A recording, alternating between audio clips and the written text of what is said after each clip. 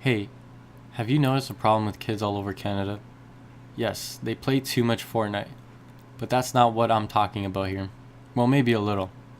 Kids are getting smarter with technology, sure, but what are the drawbacks? Have you noticed kids don't play street hockey anymore?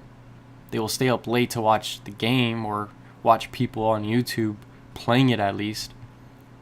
And what about how less and less kids are playing at parks? It's practically abandoned.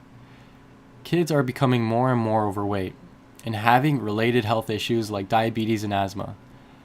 Mental health issues such as depression can also be linked to inactivity. 1 out of 3 Canadians will be affected by a mental illness in their lifespan. This is a relatively new children's health crisis. Perhaps video games and technology are to blame. Maybe I should stop playing video games too.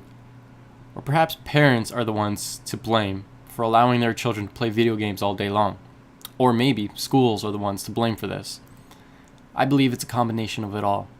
Children spend around 6 hours in school every weekday. This is roughly 40% of their day. The habits they learn in school will follow them home. As such, I think schools have a responsibility to help children develop into healthy, contributing members of our society. They are the future of our world, which is why this is so important. Habits are learned. Just like most children have a habit of playing a lot of video games, developing an active lifestyle can also become a habit. Children need to have opportunities to develop healthy, active habits, and if schools provide time and opportunities for them to develop these habits, they will continue them outside of school and keep them into adulthood. So I ask you this. Why have schools failed to enforce a very important policy that can help stop child obesity and possibly reverse it? Schools are not properly enforcing the policy that entitles students to 20 minutes of daily physical activity. What I'm talking about is Policy Program Memorandum Number 138, which legally requires schools to provide a minimum of 20 minutes of daily physical activity every single school day, even if it interrupts instruction time. The Ontario government introduced this policy in 2005. That is 14 years ago. See, I can still do math. It's 2019, people. They had so much time to figure their out. There are only 12 grades. That means there has been an entire generation of children that have started school in kindergarten and graduated high school without consistently receiving a minimum of 20 minutes of DPA every day. This is unacceptable. Even if our schools properly integrated the policy, 20 minutes of daily physical activity is below the bare minimum. It is a joke. Children need way more than 20 minutes.